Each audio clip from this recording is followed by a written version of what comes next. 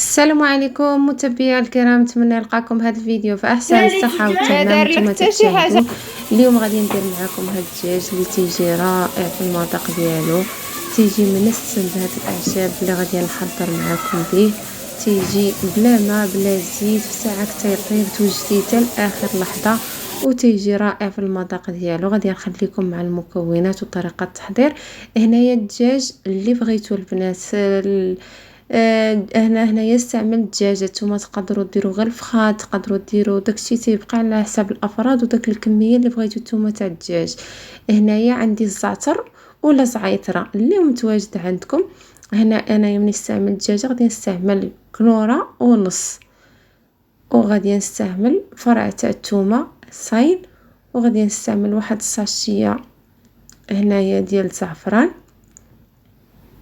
وهنايا عندنا ورقه تاع سيدنا موسى ولا ورق الغاز، وهنايا عندنا الاوريغانو. هادو هما الاعشاب اللي غادي نسمو بها. بالنسبه للعطريه غادي نحتاج البزار والخرقوم، سكينجبير، وعندي هنايا التحميره، وهنايا عندي الثومه بودره. هادو هما المقادير اللي غادي نحتاج. صافي هنا غادي نجيب واحد الكوكوط ضروري من الكوكوط البنات، غادي ندير فيها الكميه تاع الدجاج كيف ما قلت لكم على حسب الافراد. هنايا الدجاج راه منقي مزيان ومرقد في الحامض.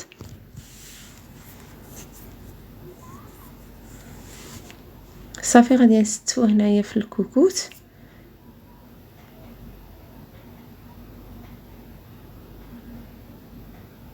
نتوما غديروا الكميه اللي بغيتو.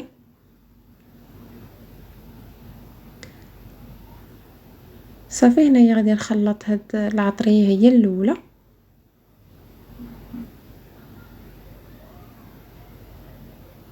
هاد الطريقه راها ساهله، في ساعه تيوجد هاد الدجاج وفي نفس الوقت يجي لذيذ بهذاك المنسمات.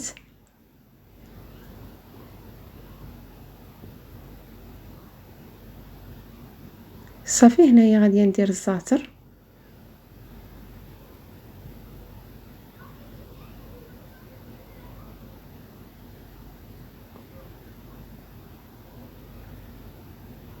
غادي نزيد الزعفران. اللي ما عنده الزعفران هكايا مطحون يدير غير شويه تاع الماء ويدير فيها زعفران شعره، ولا تقدروا تستغناو عليه كاع على حسب التوفر اللي عندكم. هنايا غادي ندير كنور بالنسبه للدجاجه راها كافيه، واحدة ونص، وضروري من كنوره البنات تعطي واحد اللذة رائعه لهاد الدجاج اللي بهاد الطريقه.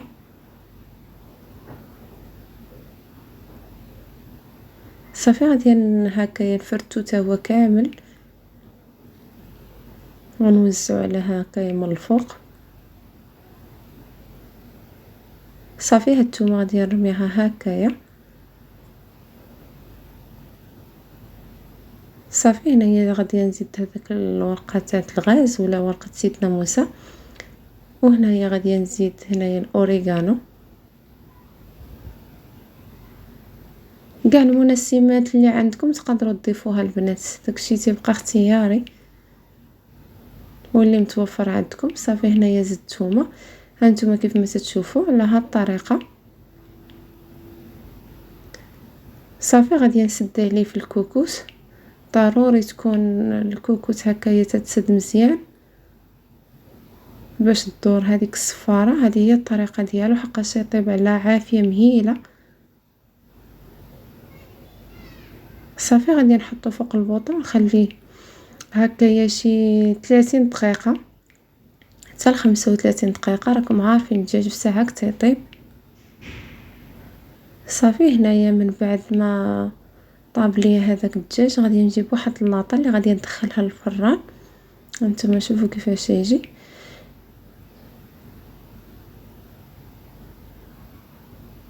باش غادي نزيد نحمر واحد شويه. كاين اللي تيبغي بحال هكايا بلا تحمار، غير بهاد المنسمات وبهاد العشوب، تيبقى لكم الاختيار.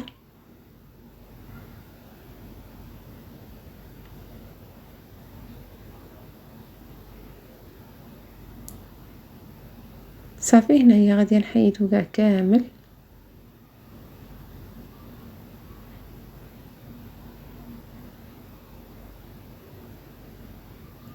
صافي هنا من بعد ما حيدته غادي ندير واحد 2 معالق تاع زيت بلديه، غادي نزيد معلقه تاع التحميره وشويه تاع الهريسه. هذه تتبقى اختياريه، تيجي داك الدجاج بنين وفيه داك المذاق شويه تاع الهريسه، ليكم الاختيار. ولا تقدروا تعوضوا الزيت بالزبده. انا درت زيت بلديه على حسب تيبقى هاد الدجاج صحي بهاد المنسمات. صافي غادي نبقى غير هكايا من الفوق.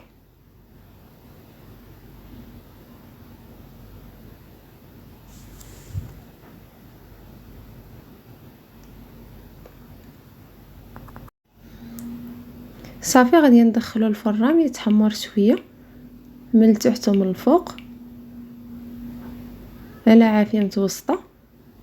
صافي من هنايا من بعد ما تحمر، هو اصلا راه طيب غير تيتحمر وياخذ لينا اللون، صافي تنخرجوه من الفران. من بعد ما تحمر تيجي الريحه عاطيه وريحه جميله تاع دوك الاعشاب اللي تنديرو معاه، تيجي لذيذ تنتمنى تجربوه. هنايا صافي هنايا انا قاديت الطبسي اللي غادي نحط فيه الدجاج، درت فيه هاد الخضره اللي هي مسلوقه راني شاركتها معكم من قبل. هكايا تنسلقها، سلقتها هكايا صافي وشحرتها مع البصله والثومه وشويه البزار والحامض، تجي رائعه. خيزوج البانه، اللوبيا.